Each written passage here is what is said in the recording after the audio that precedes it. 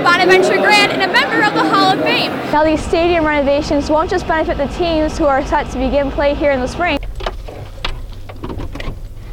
If you've driven through the city of Olean, you recognize that familiar bump. But the Wada Wolfpack is showing that they are not threatened by the grips. If you're looking to park in the Olean area, keep a lookout for the watchful eye of Meter Man. With Bernadette McLeod, and she's the commissioner for the A10. If you're in the local area and want to take the course, you don't have to look too far. Petaccio stated they issued their apology on the YNN website as opposed to the YNN Twitter. The mayor-elect says that his first order of business is to meet with department heads to make sure that everyone is on the same page. Sochi, Russia isn't the only place you'll find curling this Saturday. Chris Spiker sweeps up the story. Since the castle property was purchased back in 2003, the plans have undergone countless changes. Core Development was the original developer on the project back in 2005, and the Kinley Corporation took over in 2012.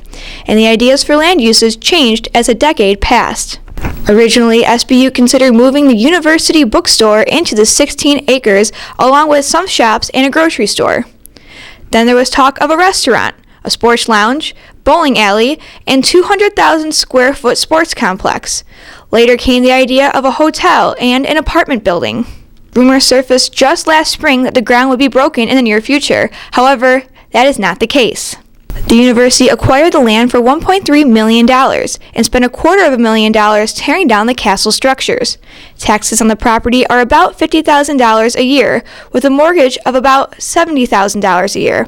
Over the past 10 years, the university has spent approximately $2.75 million on ground that was never broken and an idea that never came to fruition. For SBU TV, I'm Meghan Palluconi. In the minutes following the discovery of missing student Tyler Davis, YNN News sent out a tweet stating that the missing sophomore was found alive and well, a mistake that left the St. Bonaventure community confused and outraged. In a phone interview with YNN News Director Ed Petaccio, he said that he couldn't disclose the source that the information came from, although on Twitter, YNN Rochester credited the Cattaraugus County Police Department as a source. Petaccio stated that once the station realized they were wrong, they immediately took action, correcting their mistake and posting this note at the bottom of their online story, stating that, for a short time, Sunday afternoon, incorrect information about this story was posted on our website. The mistake was immediately corrected. We regret the error. Many students were angered by the tweet and expressed their frustration with the news organization over Twitter, demanding an apology tweet. Now, Petaccio stated they issued their apology on the YNN website as opposed to the YNN Twitter because their Twitter is only really used to promote their website, and the real mistake was made in the original news story. It's not just contrary to earlier reports, it's contrary to our earlier report. We regret the error. If that's what they did, especially if they did it the same day, if they did it that quickly, congratulations to them. At the end of the interview, Petaccio had this to say towards the university and the St. Bonaventure community. First and foremost, we are sorry for the loss of Tyler Davis and send our sympathies to his family and the entire Bonaventure community. We sincerely apologize for any upset the posting caused in the short time it may have been seen. For SBU TV, I'm Meghan Palluconi.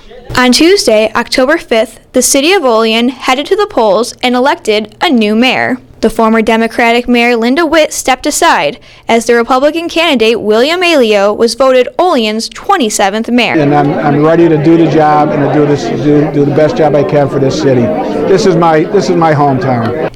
Alio ran for mayor with a desire to bring back practicality and economic growth to the city. Alio is a lifelong resident of the area and was a former Olean Police Department employee, but has been retired for the past 7 years. Alio's return to work is a transition that his family says they will have to get used to. He's been, available 24/7 for us. With, we have 6 children, and he's a huge help. He's a wonderful grandpa, and so if he starts working 9 to 5 again, it'll definitely change everyone's, routine. But it'll be a blessing. He really loves this city. The mayor-elect says that his first order of business is to meet with department heads to make sure that everyone is on the same page. He then plans to meet with local employees to see what he can do for them. My message is going to be, let's put politics aside, let's work together for the betterment of Olean. For SBU TV, I'm Meghan Palluconi.